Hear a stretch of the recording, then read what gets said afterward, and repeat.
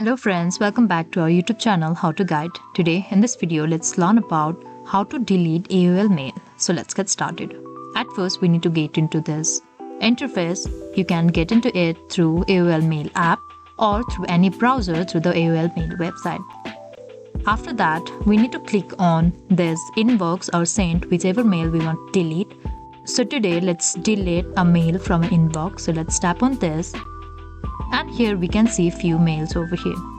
Simply tap on the mail you want to delete. You can get the tick mark over here. Now you can see this delete option over here. Simply tap on this and the message is deleted. You can simply undo it from here as well. So this is it. This is how you can delete your message, that is AOL mail, in AOL mail app or the website. I hope you liked the video. Please do like and subscribe. Thanks for watching.